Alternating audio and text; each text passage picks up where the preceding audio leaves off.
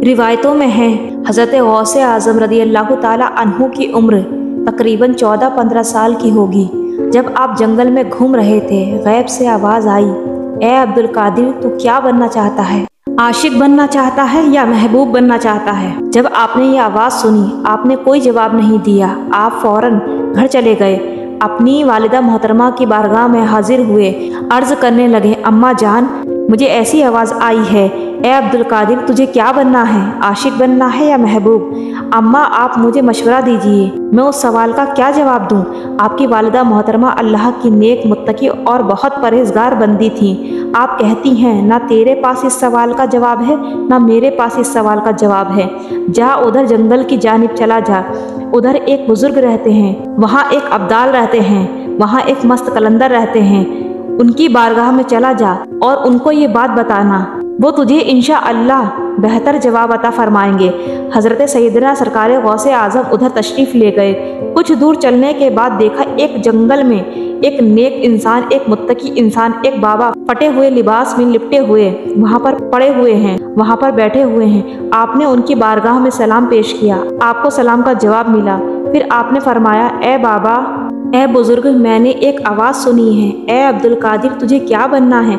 आशिक बनना है या महबूब? आवाज़ सुनकर मैं अपनी माँ की बारगाह में गया, माँ ने आपकी बारगाह में भेज दिया। वो बुजुर्ग फरमाते हैं, ए अब्दुल कादिर, तू कल आना, तेरी इस बात का जवाब तुझे कल मिलेगा। हज़रत गौसे आज़म थोड़ा नाराज़ होते हैं, मैं आया था जवाब के लिए, आप मुझे कल के लिए टाल रहे हैं, उस सवाल का जवाब मुझे अभी अता फरमा दीजिए। लेकिन वो बुजुर्ग फरमाते हैं, ए अब्दुल कादिर, तुझे तेरे सवाल का जवाब कल मिलेगा, कल आना। हज़रत गौसे आज़म घर तशरीफ़ ले आए।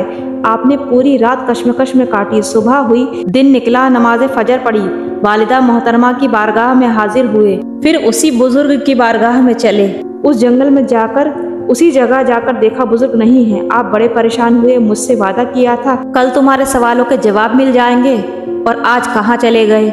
आपने आसपास में लोगों से पूछा तो लोगों ने कहा, उन बाबा का रात इंतकाल हो गया है। सरकार गौसे आज़म बड़ा परेशान हुए।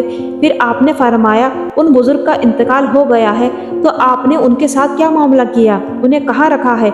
लोगों ने कहा, ए अब्दुल कादिर, हमें पता नहीं था वो कौन से मजहब से ताल्लुक़ रखने वाले थे, कौन से खुदा को मानते थे, इसलिए जब उनका इंतकाल हुआ तो हमने उनके पैर में रस्सी बांधकर घसीटकर उन्हें जंगल के उस पार फेंक दिया।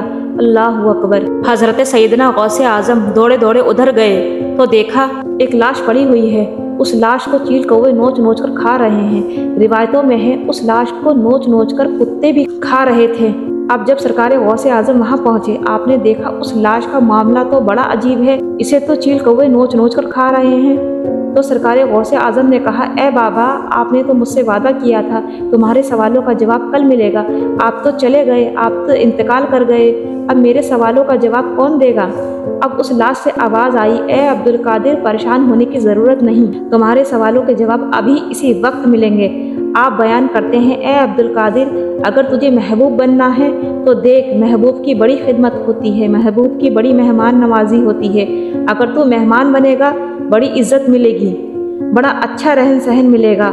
और अगर तू आशिक बनना चाहता है तो देख, आशिक के जनाजे को, आशिक की लाश को कुत्ते और चील कौवे उसकी लाश को नोच नोच कर खाते हैं। अब तो खुद फैसला कर ले, आशिक बनना है या महबूब। हज़रत सैयदना सरकार गौसे आज़म बयान करते हैं, ए बाबा, अल्लाह रब्बुल इज़्ज़त की बारगाह में मैं तेरे सामने वादा करता हूँ, ये अब्दुल कादिर जिलानी अल्हम्दुलिल्लाह महबूब नहीं, ये आशिक बन के दिखाएगा। अल्लाहु अकबर। ये है शान गौसे आज़म। आप महबूब भी बने, आशिक भी बने, आप अब्दाल भी बने, आप कुतुब भी बने, आप अल्लाह के आशिक भी बने, आप आशिक रसूल भी बने। कौन कौन गौस पाक का आशिक है? कमेंट में या गौस ज़रूर लिखें।